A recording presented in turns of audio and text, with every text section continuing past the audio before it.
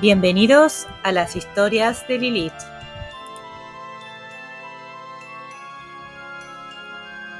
Hola a todos, les doy la bienvenida al capítulo 11 de Exilio, Diario de una invasión zombie. Espero que estén disfrutando mucho de esta historia hasta el momento. Vamos a continuar con esta gran aventura. Carrera nocturna. 6 de octubre, a última hora de la tarde. Por lo que se oye abajo, creo que la criatura está a punto de entrar. Hará una media hora he oído que uno de los tablones caía al suelo. Naturalmente, yo ya no sé cuánto dura media hora. Por temor de que atraiga a otros de su especie, me he decidido a aprovechar la oscuridad de la noche para escapar de este sitio. Me he pasado la hora del crepúsculo metiendo las cosas en la nueva mochila que he encontrado en el piso de abajo. Lo he redistribuido todo para que los objetos más necesarios queden arriba, o en uno de los compartimientos que se cierran con cremallera. Como aún me sobraba mucho espacio, me llevo también una manta de lana verde que he sacado del armario. He examinado las pilas que he encontrado abajo. Caducan dentro de 6 años. Las he puesto en las gafas de visión nocturna y las he encendido. La luz verde que ha iluminado el visor y se ha reflejado en la palma de mi mano me ha dado a entender que funcionan bien. No tiene ningún sentido que las emplee para ver mientras cuente con la vela. También he probado la mini radio. No he captado nada, salvo estática. En un momento dado he creído oír voces, pero mi propio cerebro me engañaba. He retransmitido a ciegas un mensaje en el que explicaba mi situación, pero no he podido dar detalles exactos del lugar donde me encuentro. Quizá, cuando haya avanzado un poco más hacia el sur, emplearé los códigos que John insistió en hacerme memorizar. Los puntos de sutura me escuecen de nuevo, y por eso he tratado de aplicarles antibiótico. Espero que me ayude a combatir cualquier infección que pueda haber. Dentro de unos días me quitaré los puntos. Ha llegado la hora de apagar la vela. 7 de octubre, a primera hora de la madrugada. No sé muy bien por qué esas cosas son como son, ni por qué son distintas, más agresivas y persistentes. Anoche salí de la casa por la misma ventana por la que había entrado. Me hice la cama, más que nada porque así me sentía mejor, pero también para posponer el inevitable momento de partir. En cuanto acabé con la cama, encendí la luz y me puse las gafas de visión nocturna. Al ajustármelas, mis temores se hicieron realidad, porque vi que el estruendo que la criatura armaba en el piso de abajo había atraído a una docena de muertos vivientes a nuestra zona. Esos eran los que podía contar desde una sola ventana. Estimé que debía de haber unos 30 alrededor de la casa. Mientras salía al tejado del porche, escuché el ruido que hacían al caminar por las hierbas altas y tropezar con las ramas, en sus intentos por localizar el ruido en la oscuridad. Los viejos hábitos nunca mueren, y yo sabía que me quedaban 29 cartuchos de munición en cada uno de los cargadores, aunque con el arma que llevaba tampoco me iban a servir para nada. Me acerqué con cautela al alero y miré hacia abajo. Allí abajo había 2. Me asomé y les disparé, y fallé el tiro en la cabeza de uno. El que sí derribé se cayó sobre el otro y con ello me dio una segunda oportunidad.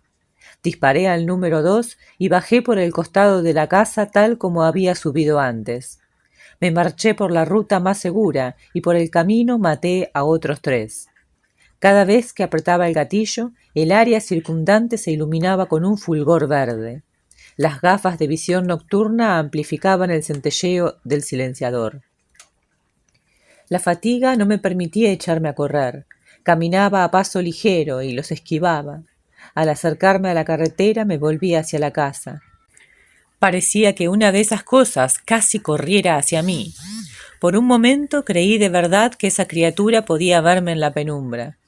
Mis miedos se calmaron cuando la criatura se volvió hacia un lado y se detuvo. Según parecía, olisqueaba el aire y movía la cabeza lentamente hacia uno y otro lado en un intento por localizarme. Sostenía en la mano un objeto que no pude distinguir. El estómago me dijo que era la misma a la que antes había visto por la mirilla.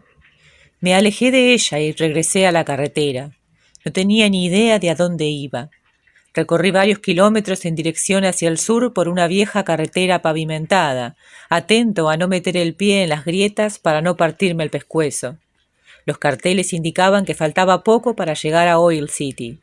Incluso era posible que la carretera me llevase hasta Shreveport, una ciudad en la que no me atrevería a entrar. Necesitaba un sitio para pasar la noche. No dejé de caminar hasta que divisé un fulgor en el horizonte que anunciaba la salida del sol. Más adelante, en la misma carretera, he visto un autobús escolar. Creo que debían de ser las 4:30 horas. Estaba aterido de frío y necesitaba por lo menos un par de horas de sueño antes de hacer frente al nuevo día. Me he acercado hasta el autobús, siempre pendiente de lo que pudiera haber alrededor. El área parecía estar despejada, pero albergaba un montón de incógnitas. Unos pocos coches y camiones muy deteriorados se amontonaban a un lado de la carretera, en el camino que llevaba hasta el autobús. Cerca de los vehículos había varios esqueletos putrefactos. Los muertos y las aves se habían comido toda su carne. Al acercarme al autobús, he visto con gran alegría que la puerta estaba abierta y me he dicho que por lo menos dentro no habría criaturas lo bastante inteligentes como para encontrar la salida. Me he aproximado con mucha precaución a la parte frontal. He trepado al parachoques y me he encaramado por el capó. Una vez en el capó, he mirado por el parabrisas y he visto las hileras de asientos. Estaban vacías. He trepado hasta el techo del autobús para poder echar una mirada en 360 grados a mi alrededor. No se movía nada, salvo un par de conejitos en la cuneta. He pensado en pegarles un tiro, pero estaba demasiado oscuro como para correr el riesgo, incluso con un sonido tan leve. He sacado la manta de lana de la mochila y he dejado esta última sobre el techo. He vuelto a bajar por el capó y he entrado por la puerta del autobús. Primero he arrojado la manta sobre el asiento del conductor y luego me he arrodillado y he apuntado bajo los asientos con el subfusil. No he visto nada, salvo una vieja bolsa de papel para el almuerzo. Entonces he cogido la palanca manual y he cerrado la puerta del autobús, tan suavemente como me ha sido posible, esforzándome al máximo por no hacer ruido. Por desgracia, no es la primera vez que duermo en un autobús. He dejado la mochila sobre el techo porque allí no correrá peligro, y si tuviese que huir a toda velocidad, podría salir por cualquiera de las ventanas y recobrarla. En cambio, si dejase la mochila dentro, tal vez no pasaría por la ventana, y si se diera el caso de que tuviese que huir, me vería obligado a abandonar todas mis provisiones y suministros. He cortado tiras de vinilo de uno de los asientos del autobús y las he entrelazado para dar forma a una tosca atadura. La he empleado para inmovilizar la palanca de la puerta y asegurarme de que nadie puede entrar sin provocar estruendo. Ahora me voy a dormir, si es que a esto se le puede llamar dormir. Por la mañana. Debe de faltar poco para la media mañana y yo estoy en el cuarto asiento del costado derecho del autobús. He dormido las 4 horas que necesitaba, o por lo menos me lo parece. La mochila aún está en el techo del autobús. En torno a mí no se mueve nada, y lo más probable es que suba, coja las cosas y me marche tan pronto como esté seguro de que no corro ningún peligro. Cuanto más pienso en el Hotel 23, más importante veo regresar allí, con mi familia. Aunque no me quito de la cabeza la idea de que mis padres puedan estar vivos, sé que lo más probable es que hayan muerto. Mi hogar no es ningún búnker, y el hogar de mis padres, al igual que todos los demás hogares que se edificaron en Estados Unidos en los últimos 50 años, no se construyó para resistir un asedio. Me pregunto cuánta gente habría podido sobrevivir si durante los últimos tiempos las hubieran hecho como antes. Por la tarde. Todavía es día 7. Hoy por la mañana, cuando me disponía a recoger la mochila que había dejado sobre el autobús, me he encontrado cara a cara con una horrible sorpresa. El cabrón de la casa había logrado seguirme. Yo me había encaramado al capó y estaba a punto de subir cuando he oído el entrechoque de acero contra acero. El ruido me ha sobresaltado tanto que he estado a punto de caerme de espaldas. Me he arrojado contra el parabrisas y lo he agrietado. Al volver la cabeza he sabido al instante que era la criatura, la misma aparición que me había mirado fijamente por la mirilla de la casa antigua. ¿Cómo era posible que una criatura tan estúpida hubiese logrado seguirme? Una pregunta aún mejor. ¿Cómo era posible que aquella criatura supiese blandir un hacha? He subido hasta el techo del autobús y he visto estupefacto cómo actuaba. Trataba de trepar para perseguirme. No iba a cometer el mismo error que antes. Había que acabar con ese integrante del 10% de muertos vivientes con talento. He desplazado el indicador de recámara cargada y le he reventado el rostro a la criatura, la cual se ha desplomado al instante. Esa cosa había armado mucho estrépito antes de que la matara, y eso significaba que había llegado la hora de marcharse. Antes de irme, he registrado a la criatura por si encontraba algo de valor, y mira por dónde, llevaba en la muñeca un reloj digital de plástico G-Shock, muy estropeado por fuera. Le he quitado el reloj y le he echado una ojeada antes de meterlo en la mochila junto con el hacha. En la pantalla se leía 7 del 10 y 12:23. He seguido caminando en dirección sudoeste, dejando atrás una escena de decadencia tras otra. ¿Cuánto tiempo ha pasado desde que vi al primero? Caminaba y me imaginaba lo que sería poder volver a hablar con alguien. La sensación de soledad se adueñaba de mí. De entre todas las experiencias vividas en mi lucha por la supervivencia, ese había sido el sentimiento más importante. Cada cual lo sentirá de manera distinta, pero para mí el sentimiento que va ligado a la soledad es el miedo. Me he esforzado una y otra vez por no pensar en los muertos vivientes, pero no lo he conseguido. Sin necesidad de dormirme, he padecido una pesadilla en la que llegaba a un campo abierto. Tenía que atravesarlo para llegar a una zona arbolada. Como en una escena sacada de una película bélica, cuando estaba a punto de llegar a la mitad del campo, un ejército de muertos irradiados aparecía en lo alto de una colina. De inmediato se echaban a correr hacia mí. Antes de que pudiera verles la podredumbre de los ojos, he logrado despertar de la pesadilla y he seguido caminando. No se oía ningún ruido. Tan solo la leve caricia del viento en el rostro me ha hecho saber que había regresado a esta realidad. Lago Cado, 8 de octubre.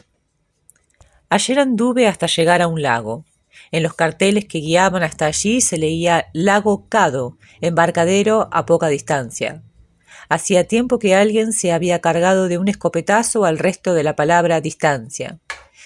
Debían de ser las 14 horas cuando llegué al lago, así que ya era hora de empezar con los preparativos para pasar la noche a salvo. Me acerqué con suma precaución al embarcadero. Pensé en la isla de Matagorda y en cómo terminó aquella situación. Muchas de las embarcaciones aún se encontraban en el muelle. Unas pocas se habían hundido, habían arrancado trozos de embarcadero y los habían arrastrado consigo bajo el agua. 2 veleros de tamaño notable seguían amarrados allí. Aún flotaban, pero uno de ellos no parecía utilizable, porque su propietario había dejado las velas sobre cubierta, donde habían aguantado meses de viento y mal tiempo. Había otro velero, de 6 metros de eslora, que debía de tener las velas guardadas y probablemente podría navegar. Alcancé a ver un ancla apoyada en la barandilla de proa, sujeta a una cadena con manivela. Me encontraba a tan solo unos 30 metros de esa embarcación, lo suficiente como para observar los alrededores. Con toda la comida y el agua que llevaba encima, podía robar el velero, adentrarme en el lago y dormir tranquilo de verdad. Mi objetivo era avanzar hacia el sudoeste, en una dirección que me acercara al Hotel 23. Si la forma del lago me favorecía, podría recorrer mucho terreno protegido por las aguas. Me aproximé un poco más al velero sin detectar peligro alguno, pero como no quería correr ningún riesgo, no dejé en ningún momento de mirar en todas direcciones mientras me acercaba. El cabrón asqueroso del hacha me había marcado un tanto, y en esos mismos momentos habría podido estar muerto, o moribundo, si la suerte no me hubiese acompañado mientras trepaba por el capó del autobús amarillo. En un momento de nerviosismo quise volver a cargar la recámara del arma, y un cartucho de 9 milímetros se cayó al suelo. Lo recogí y me lo guardé en el bolsillo. Estaba cada vez más cerca del velero. ¿Seguro que había cartucho en la recámara? Me lo pregunté de nuevo. Reprimí el miedo y la ansiedad y seguí caminando. Me encontraba en terreno abierto, a la vista de quien pasara por allí, o de lo que pasara por allí. Estaba en el velero. Se veía abandonado, con los cables de nylon sobre cubierta, empapados de rocío y sucios de excrementos de ave. Las cortinas del camarote estaban echadas y no podía ver su interior. Eché una nueva ojeada a mi alrededor y salté a la pasarela de estribor. Me volví hacia la popa y vi huellas de pies ensangrentados que se alejaban en esa dirección. Anduve yo también hasta la popa, sin dejar de apuntar con el peligroso extremo del arma hacia todos los rincones que me parecían sospechosos. Las huellas terminaban en la popa y debían de tener su prolongación bajo el agua. Mi siguiente tarea consistió en asegurarme de que no me aguardaba ninguna sorpresa en el camarote. Encendí la luz que llevaba en el arma y abrí la puerta de golpe. No olía a nada. Seguí adelante hasta las entrañas del velero, con cuidado de no golpearme la cabeza con las lámparas que colgaban del techo. No había nada, salvo el olor a viejo ya familiar. Examiné las velas, el ancla y el cordaje para asegurarme de que estuvieran en condiciones para la travesía del Cado. Las velas estaban algo mohosas, pero en condiciones para navegar. Lo más probable era que el motor no volviese a funcionar jamás, y yo no estaba seguro de que mereciese la pena intentarlo. En realidad, daba igual, porque estaba desmontado. Lo que de verdad importaba eran las velas, el ancla y el timón. Fui a mirar en la despensa. No había nada, salvo cecina podrida, 2 botellas de agua turbia y una pastilla de jabón. Dentro de un armario pequeño encontré una lancha de salvamento hinchable mediante CO2. En un cesto de malla sujeto a la pared del armario encontré unos prismáticos Steiner Marine. Me resultarán muy prácticos cuando desembarque y tenga que seguir tanteando el terreno de camino hacia el sur. Tras echar otra ojeada por la portilla para asegurarme de que no se acercaba nadie, empecé a instalar las velas para adentrarme en el lago y así poder descansar y relajarme. Aparte de la cumbre del Monte Everest y de la Estación Espacial Internacional, pobre gilipollas, ese es el descanso menos peligroso al que se puede aspirar en nuestros tiempos. Ha pasado bastante tiempo desde que aprendí a pilotar veleros, pero aún me acuerdo de hacer girar la botavara y de izar y arriar las velas. El viento soplaba a mi favor, y ese era mi segundo golpe de suerte en 48 horas. Seguro que después vendrán más. Arré una patada en el muelle desde la proa de la embarcación e inicié el viaje en dirección sur-sudoeste. Iba a salir de la pequeña cala y me adentraría en el lago propiamente dicho. Las velas capturaron el ligero viento y me empujaron a unos veloces 3 nudos hacia mi destino. Fueron momentos de júbilo. Me obligué a no pensar en mi situación actual y me imaginé que navegaba de vuelta a casa por el lago Beaver, como en los viejos tiempos, antes de que sucediera todo esto. Pensé en cuando volvía a casa durante los días de permiso para visitar a mi familia y en los platos de alubias que cocinaba mi abuela. No se veía ni rastro de muertos vivientes en tierra, pero me había alejado de la orilla hasta una distancia razonable. Tuve buen cuidado de no desviarme hacia uno de los costados del pequeño canal por el que se salía al lago. Al acercarme a la salida de la cala, inmovilicé el timón y subí para arriar las velas.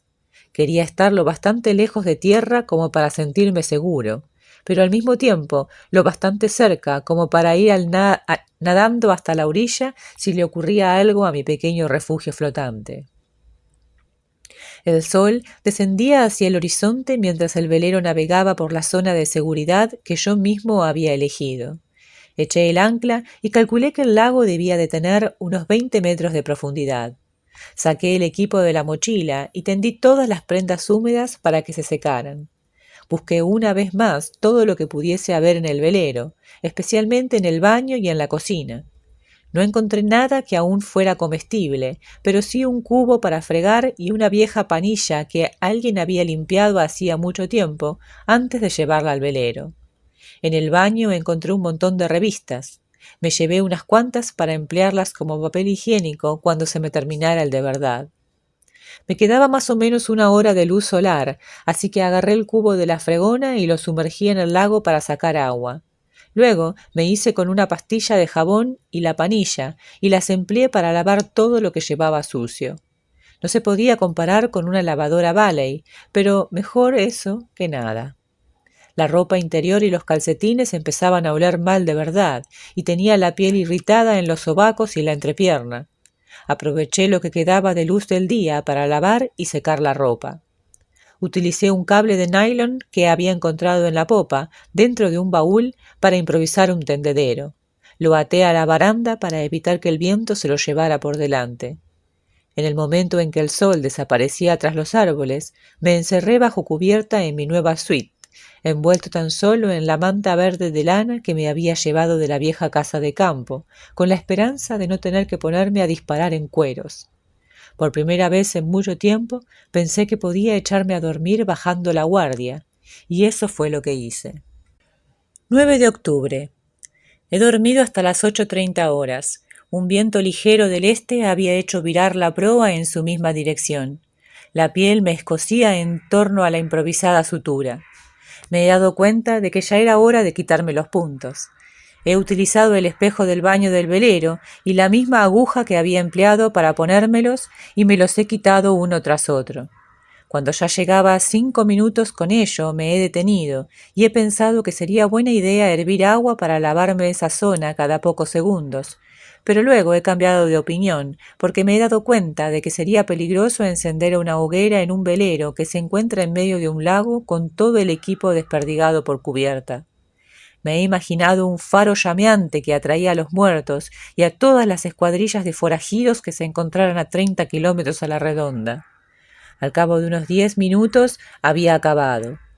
Me he lavado la herida todo lo bien que he podido y la he untado con una pequeña cantidad de antibiótico triple caducado. A mediodía la ropa se me había secado y he visto que se formaban nubes en el horizonte occidental. Parecía que pudiese llover. He guardado la ropa seca en el camarote, la he plegado todo lo bien que he sabido y la he vuelto a meter en la mochila, en el orden en el que me ha parecido que podía necesitarla. Antes de vestirme para el día, he vuelto a sumergir el cubo dentro del lago y he probado una nueva variedad de lavado con esponja, en el que he empleado uno de los calcetines limpios a modo de estropajo. No ha sido lo mismo que una ducha caliente, pero sí mejor que sentirse sucio. Me había secado ya con la manta de lana y había empezado a vestirme cuando les he oído en la lejanía. El viento arrastraba sus gritos hasta mi refugio y una vez más me ha hecho recordar que esto no era un picnic ni una excursión por la pista de los Apalaches. Era un juego en el que me había apostado la vida. No sabría decir a qué distancia estaban, pero tampoco importaba. He observado la orilla del lago con mis nuevos prismáticos. Había algo que se movía por la ribera, al noroeste de mi propia posición. Desde tan lejos habría podido tratarse de un venado. Cuando empezaba a llover, he ido bajo cubierta y he empezado a revisar una y otra vez todo mi equipamiento. Cerca del fregadero había aceite de motor, así que he tratado de aprovecharlo. He aceitado las piezas claves de mis armas. Las armas de fuego me habían sido útiles durante los últimos días y he pensado que no me haría ningún daño aceitarlas. Mientras secaba la metralleta, he oído una vez más un leve murmullo. Me ha hecho pensar en el que oí hace unos días mientras me bebía el agua que brotaba de la tubería. Parecía que procediese de un motor. Había luz suficiente para quedarse dentro del velero y reflexionar, y trazar un plan. Sabía que el Hotel 23 tenía que hallarse al sur-sudoeste de mi posición. De acuerdo con un ESTNPI, estimación sin tener ni puta idea de mi posición, debía de hallarse a unos 320 kilómetros de mí. Mi orientación general respecto del polo real no magnético debía de ser entre 220 y 230 grados. Si se encontraba a unos 320 kilómetros de distancia y tenía que hacer la mayor parte del camino a pie, a unos 15 kilómetros por día, podría llegar a sus inmediaciones en aproximadamente un mes. Si alguien llega a leer esto, que sepa que era mi plan. Voy a seguir una ruta por una vía general desde el lago Cado en dirección a Nada, Texas, hasta que llegue al complejo. Mi prioridad es encontrar una gasolinera y buscar en ella un mapa de carreteras, y tal vez probar los vehículos abandonados que encuentre por el camino. Una vez que tenga el mapa, voy a trazar una ruta más precisa y esquivaré los pueblos y ciudades, en vez de meterme a ciegas en sus afueras. Cazaré para completar las conservas que llevo, y siempre que pueda trataré de viajar de noche. Por lo que respecta a los suministros, mis prioridades son las siguientes: agua, comida, medicamentos, pilas y munición. ¿Con qué facilidad cambian las prioridades? Al principio, lo más prioritario habrían sido las municiones. 16:23 horas. En este lago los sonidos funcionan de una manera rara. Es como si una extraña antena parabólica atrajese los sonidos de los muertos al mástil del velero. Oigo sus gemidos y carraspeos. Son terribles. Mientras lo pensaba, he sacado la radio de supervivencia y he tratado de contactar, sin ningún resultado. Una vez más, he cogido los prismáticos y escrutado en la lejanía. Los veo por toda la costa. Se apelotonan cerca del agua, cual gaviotas. Tomo nota de todo cambio de tendencia en sus movimientos por la orilla. Tarde o temprano, pero más bien temprano, voy a tener que bajar a tierra y reanudar mi viaje hacia el sur. No es que me entusiasme la idea de recorrer 300 kilómetros a pie por un territorio infestado de muertos, con 30 kilos de peso a la espalda. Cada cierto tiempo pienso en todo lo que está pasando, y todavía me estremece hasta lo más profundo de mi ADN que pueda ocurrir eso. La tasa de suicidios debe de haberse disparado durante estos últimos meses entre los supervivientes, porque no pasa un día en el que no sienta la tentación de poner fin de una vez por todas a todo esto. Ya no hay días marcados en rojo en el calendario, no hay días en los que pueda descansar y bajar la guardia. Incluso en este velero sueño que de algún modo logran subir a bordo y se me llevan. Creo que esta noche me voy a comer una lata de chile, y como tengo todo el equipo en lugar seguro, me voy a hervir agua del lago para la cena. Lo único que puedo hacer es sentarme aquí y gozar de la puesta de sol, y tratar de ignorar los temibles bramidos que se oyen a lo lejos. Muy bien, amigos, dejamos por acá en este momento y nada, estaba pensando la magia de este tipo de historias, o en particular de esta historia, que nos permite sentir tensión y relajación a la vez. Cuando suceden este tipo de cosas, como que encuentra una lancha, encuentra un lugar seguro, es como que uno piensa, bueno, quédate ahí para siempre. Pero bueno, ese para siempre no existe, nunca existió, y bueno, tampoco en la historia, ¿no? Entonces, nada, qué fantástico, ¿no? Eso que, digamos, de alguna manera con esta historia engañamos a nuestro cerebro, a nuestra mente, para sentir eso, ¿no? Para sentir tranquilidad en este caso, y como que uno respira. Pero bueno, nada, la historia continúa, él va a tener que salir de ese bote en algún momento y ya lo veremos la próxima.